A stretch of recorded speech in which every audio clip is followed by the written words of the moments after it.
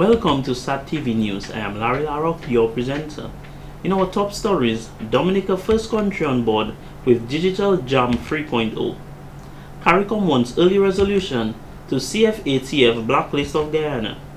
German policeman kills and eats lover. And in sports, Wacky Rollers maintain dominance. Details of these will follow.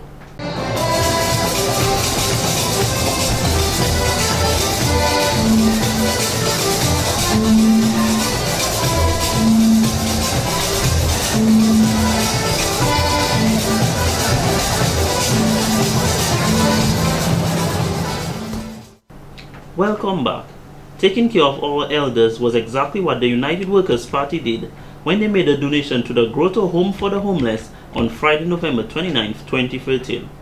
Some members of the party during their Coast to Coast 21 in 25 tour visited residents of the Roseau Central constituency and donated agricultural produce to the Grotto Home. It is a time to give as we approach the Christmas season. We are calling on all Dominicans to support the Grotto Home because as a party we are focused on helping all Dominicans, the underprivileged, the helpless, those who have challenges, the unemployed, and all Dominicans. This is just a small token of how we feel and what the Grotto means to us. We also want to call on all Dominicans to partake in the actual development of the new Grotto Home up in Roseau North area. So all contribution to help them to achieve the milestone of finalizing their new building would be appreciated. Leader of the United Workers' Party, Mr. Lennox Linton, said their intention is to make Dominica the best place to live in the world, and to achieve this, our elderly must have the best place to live as well. But when we come into government, we will be paying even closer attention to that, to ensure that the real needs of our elderly, especially those who are disadvantaged and those who are not able to care for themselves as they would like to, we will be taking very special care of them. And so I leave you with these words. It's a very happy time. This hamper represents the best that Dominica grows and creates. You will see a lot of yams here and plantain and babawule, etc., all in the spirit of the Christmas season. He went on to say their hope is to create a better Dominica, and how we care for the elderly is a significant part of achieving this goal. Supervisor of the Grotto Home, Ms. Lucia Blair, says she is always pleased when Dominicans make donations to the organization. Some persons feel that they have to give money. Money is not all. You need the money to buy things. So if you are able to bring the things, then those who give money can use that money to do other things. Thank you very much. Eat what you grow and grow what you eat. You will make the best use of it. And I know my residents are thankful, they are pleased. We try as much as possible to get them to use here what we grow here as much as possible. One person is doing right, we will not say that. But then if you ask me what to bring, I will not tell you go to the supermarket to buy. I tell you go and check the farmers and then bring it. Once again, thank you very much. And I hope we will see you as often as possible. Every month. I look forward to seeing you every month. I do not expect that you will bring as much as that every month. But whatever you bring, we will be looking forward to it and we will be very grateful. The items donated included rice, beans, grapefruits, dasheen, yam, and green plantains. In more news, the Dominica Fire and Ambulance Services is optimistic as they prepare to host the 13th edition of Caribbean Association Fire Chiefs CAFC Conference. The 11th annual conference is scheduled for December 2nd to 6, 2013 at the Windsor Park Sports Stadium conference facility.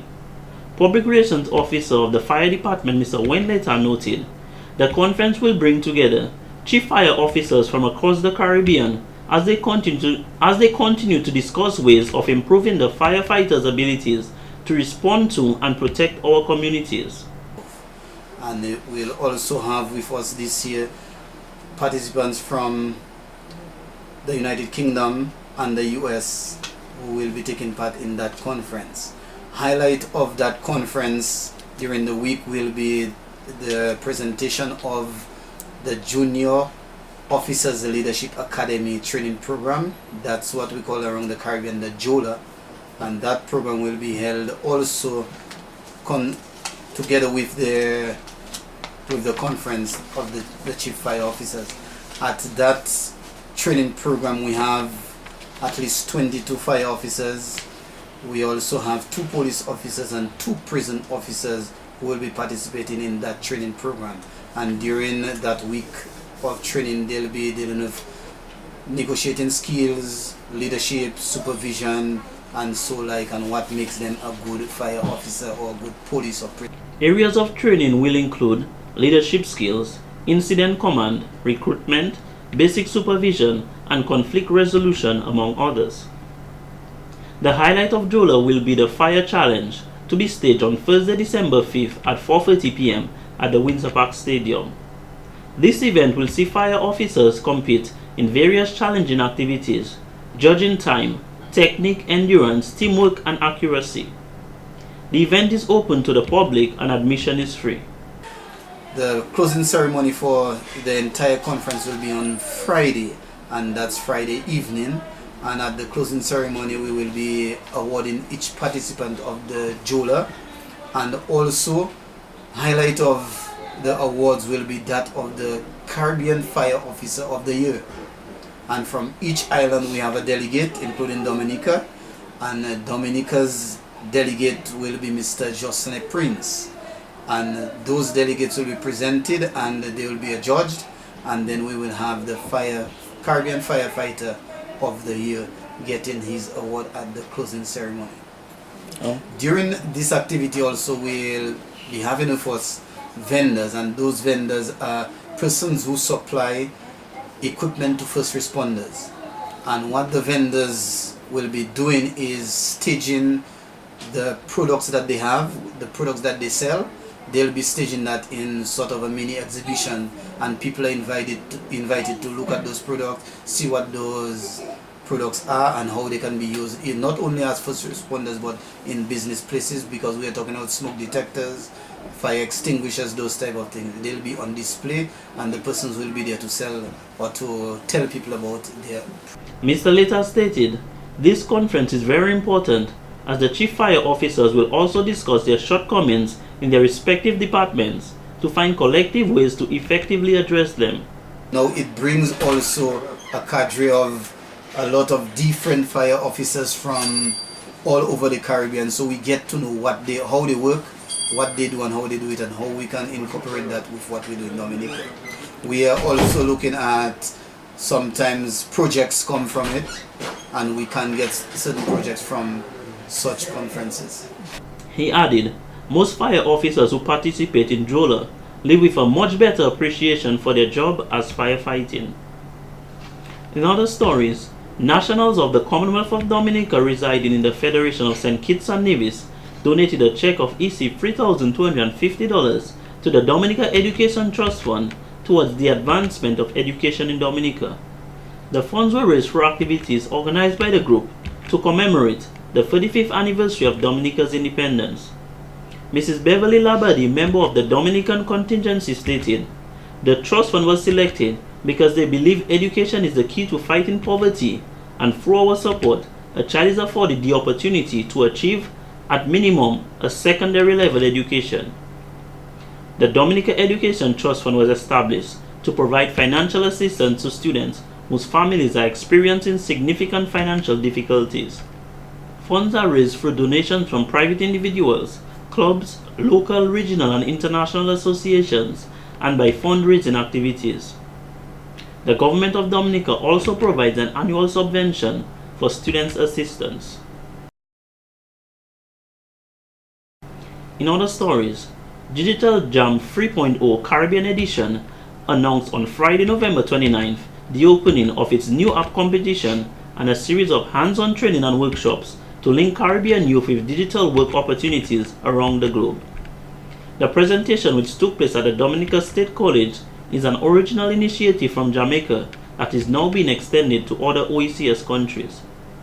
Dominica is the first country which has implemented this project funded by the World Bank and the Caribbean Development Bank.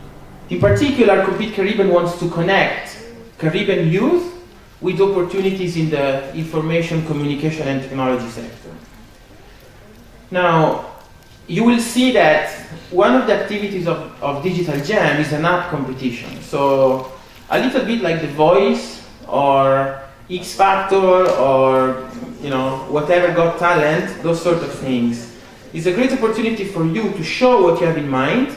It doesn't matter your skills. It doesn't matter if you have no clue about coding like me or if you're like an advanced. Mr. Magri presented a series of activities focused on three thematic areas. 1. Mobile apps development competition. 2. Hands-on workshops to explore job opportunities in the global virtual economy. And 3. Get Up Startup Conference in March 2014. The initiative aims to address the crippling problem of high unemployment, seeking to establish the next global hub of information technology, innovation and entrepreneurship in the region, a challenge that affects the entire Caribbean. The International Telecommunication Unit of the United Nations has ranked nations depending on the role that ICTs play in the economy. Unfortunately, we in the Caribbean do not rank very high in the InfoState rankings, which indexes the use of ICT networks, machinery and equipment, as well as ICT skills indispensable for the functioning of information knowledge-oriented societies. There is a need, therefore, for the Caribbean to break down the digital divide and come up to par with other leaders in the world. Honorable Kelvadaru, Parliamentary Secretary in the Office of the Prime Minister with responsibility for ICT, says the increasing reliance on information and communication technology as the medium for promoting enhanced business and economic performance has increased significantly. These initiatives, I am sure, will encourage the acquisition of new skills by existing talents, will create a heightened awareness of ICT as an enabler of national and regional development through strengthening of approaches to using ICT to promote economic ventures. It is hoped that this initiative presents mobile application development opportunities which will encourage the acquisition of new skills by existing talents and to create a heightened awareness of ICT as an enabler for national and regional development. At the last sitting of Parliament, 5 pieces of ICT legislation were passed. In more news, Police Inspector Claude Wicks, in addressing the growing concern with young persons and violence, spoke with the boys of the Goodwill Primary School in an attempt to educate and reach out to their still influential element. That opportunity. Boys, today I want to tell you that you are living in challenging times. And what I mean is that the world is not getting easier for you. And that is whether you are 7 years or 8 years sitting before me, or whether you're in grade 6 preparing to go to secondary school, God willing, in September this year, or next year rather. The world is getting more evil, and when you look around, boys, when you look around your communities in the area where you... He blamed the difficulties encountered by young persons on poor parenting, noting that while there are parents who are doing their very best, many parents, particularly the fathers, are not present to help. He feels the disrespect of the youth comes from a clear manifestation of spiritual and parental neglect. We see that young boys, you are not being taught how to solve the problems that's affecting you. For you to solve your problem, you either have to curse, either you've got to take a stick, a stone, a knife to do that. We notice as well that the impact of peer pressure. So what you see, one set of... Mr. Wicks described the kind of violence that we see today as being weapons of mass destruction and called on fathers to assume their roles as the head of the family. Our children will die if our men do not assume their role in this country.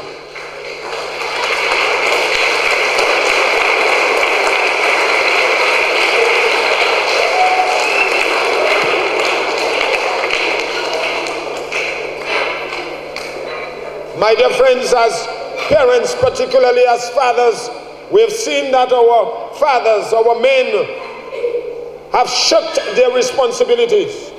They have abdicated their responsibilities.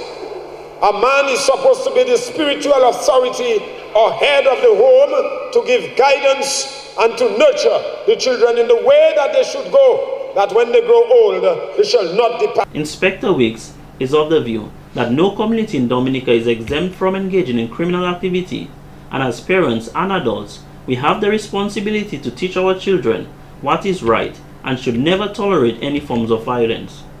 He further highlighted the issue of child abuse.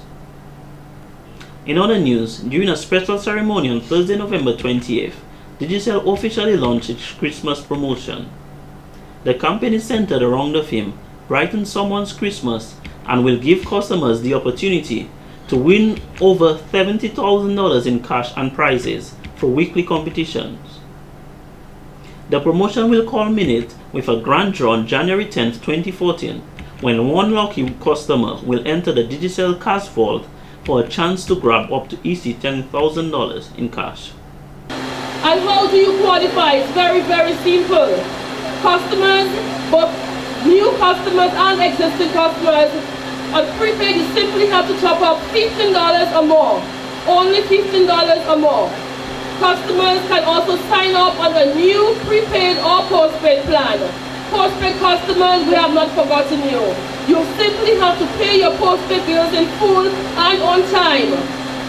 Not forgetting, for persons who just love talking, make a 5-minute local or regional call and you too will qualify in Digicel's Christmas promotion, Brighten Someone's Christmas this season. Prizes will be given out for various Digicel radio programs and their social media web pages including Twitter and Facebook. Our customers to take advantage of our new and best value promotions. Just to make mention of a few of our promotions which exist in our market here now. Remember, we have the free after 5 on both local and regional. So persons making a local call, spend 5 minutes on that local call and then you get 55 minutes absolutely free. Not forgetting our popular unlimited talk and text, where you activate this plan by simply dialing *134# send, and for only $15 you can take advantage of our unlimited talk and text promotion. Our newly launched Best Friends for Free promotion.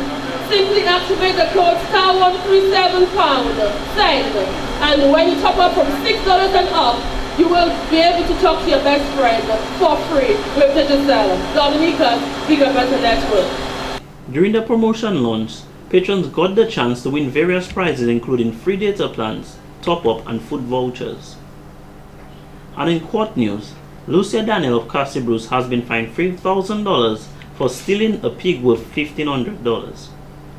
Daniel appeared before Magistrate Candia Judge on Thursday, November 28th and pleaded guilty to theft of livestock. According to the facts, on 23rd November 2013 at Cassie Bruce, Daniel stole a pig belonging to another farmer in that community who had tied it and went into the village. Upon her return, she could not find the pig and went in search of it, but could not find it even after searching the following day. A report was made at the Cassie Bruce police station and Daniel was brought in for questioning. Upon information received, police went to Trafalgar at the home of Peter Nicholas, who handed them the pig, which they took back to Cassie Bruce. When Daniel was informed by the police that they had gotten the pig, she said the pig was in fact hers and the complainant had stolen it from her. On Thursday, Daniel's attorney Ronald Charles told the court that the defendant was missing a pig and thought the pig she had stolen was hers. The magistrate ordered that the pig be returned to its owner. Daniel has up until 31st December 2014 to pay the fine or in default sentenced to 1 year in prison. In more news, a Salisbury man who stole from a supermarket for the second time in 1 week has been sent to prison for 1 month. On 26 November 2013, Marvin John entered Save-A-Lot supermarket located on the riverbank in Roseau, walked up to the drinks aisle and placed a crisp orange drink in his front pocket and walked past the cashier. He was unaware that the security officer on duty had been observing his every move, and so he stopped John as he tried to exit the supermarket. He handed the officer the drink after he was questioned and said he had taken the drink because he was hungry. The police were called in and the defendant was later cautioned. Just 1 week ago, on the 21st of November 2013, John appeared before the same magistrate, Kanja George, for stealing a Milky Way chocolate bar from the same supermarket. In mitigation then, he told the magistrate he had smoked a lot and was hungry, so he decided to steal the chocolate bar. He was fined $200 payable by 31st December 2013, or in default spend 1 month in prison. Before handing down the 1-month sentence on Thursday, Magistrate George told the defendant it looked like the fine did not work. This has been a local segment of the news. Coming up next, regional highlights.